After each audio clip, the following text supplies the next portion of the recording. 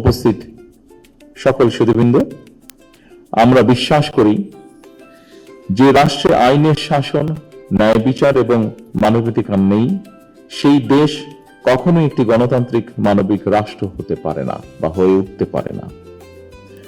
দীর্ঘ ১.৫ দশকেরও ফ্যাসিবাদী শাসনের অবসানের পর বাংলাদেশের জনগণ পুনরায় গণতন্ত্রের পথে হাঁটতে শুরু করেছে।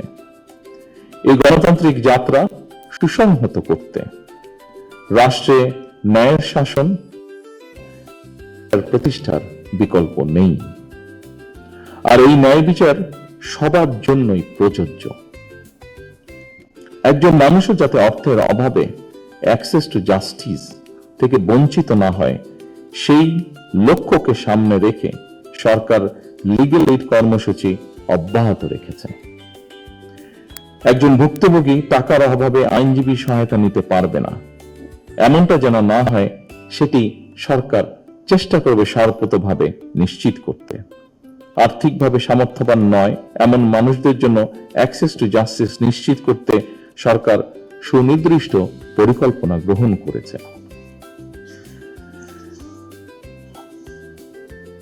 সম্মানিত উপস্থিতিবৃন্দ, ন্যায় বিচারের কথা শুধু আইনের বইয়ে নয়, এটি প্রতিটি মানুষের জীবনেই সত্য এবং বাস্তব হয়ে উঠুক, এটি বর্তমান সরকারের প্রত্যাশা। ন্যায় বিচার কখনোই কেবল আদালত কেন্দ্রিক নয়, কোনো প্রক্রিয়া নয়, এটি কোনো জীবন্ত মূল্যবোধ। এটি একটি জীবন্ত মূল্যবোধ যা রাষ্ট্রের প্রতিটি নীতি, প্রতিটি সিদ্ধান্ত এবং প্রতিটি প্রতিষ্ঠানের কার্যক্রমে অবশ্যই প্রতিফলিত হওয়া প্রয়োজন। ন্যায়প্রণতা তখনই অর্থবহ হয়ে ওঠে যখন আইন মানুষের উপর প্রয়োগের একটি যান্ত্রিক উপায় না হয়ে বরং তাদের মর্যাদা সংরক্ষণ এবং প্রাপ্ত অধিকার নিশ্চিত করার একটি গভীর নৈতিক অঙ্গীকারের রূপ নেয়।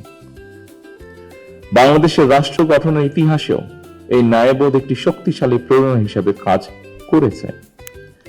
যেহেতু ন্যায় বিচার প্রাপ্তি প্রতিটি মানুষের সাংবিধানিক অধিকার, যেহেতু সেই অধিকার যাতে প্রত্যেকটি মানুষ চর্চা করতে পারে, তাদেরকে সরকার যথাসাধ্য লিগ্যাল এইড দিবে। এই লক্ষ্যে ইতিমধ্যে সরকার সংশ্লিষ্ট বিধিবিধানের প্রয়োজনীয় সংশোধন এনেছে। সম্মানিত সকল উপস্থিতিবৃন্দ, সারা বিশ্বে একটি কথা বিশেষভাবে প্রচলিত, সেটি হচ্ছে justice delayed is justice denied, অর্থাৎ বিচার বিলম্ব মানেই বিচার অস্বীকার। এই বাস্তবতা মাথায় রেখে লিগ্যাল এইডের মাধ্যমে মামলার আগেই মধ্যস্থতার মাধ্যমে বিরোধ নিষ্পত্তির উদ্যোগ নেওয়া হয়েছে, যার একটি ঘটনা আমরা আজকে এখানে শুনেছি।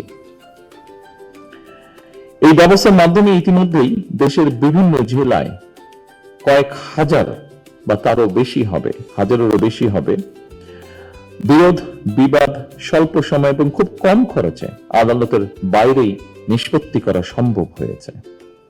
অনেক ক্ষেত্রে কয়েক মাস বা বছরের পরিবর্তে বরং কয়েকটি বৈঠকের মাধ্যমেই সমস্যার সমাধানগুলো করা সম্ভব হয়েছে। এতে আদালতের উপর চাপ কমেছে, সরকারের খরচও হ্রাস পেয়েছে। অনেক সময় মানুষ সমস্যায় পড়লে প্রাথমিকভাবে সঠিক পরামর্শ না পাওয়ার কারণে একদিকে সাধারণ বিরোধ বড় হয় এবং পরবর্তীতে তা জটিল রূপ ধারণ করে।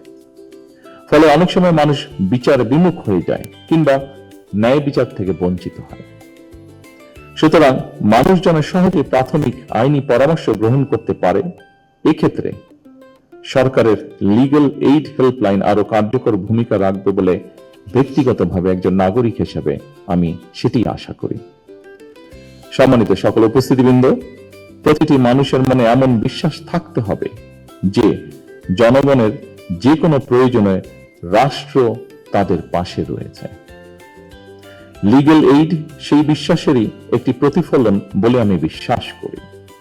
আসুন আমরা সবাই মিলে একটি ন্যায়বৃদ্ধি মানবিক রাষ্ট্র গড়ে তুলি, যেখানে ন্যায় বিচারই হবে শেষ কথা আমাদের। আমি জাতীয় আইনগত সহায়তায় কেউ উদ্যোগের সার্বজনীন সাফল্য কামনা করি। সবাইকে আন্তরিকভাবে ধন্যবাদ। আল্লাহ হাফিজ। বাংলাদেশ জিন্দাবাদ।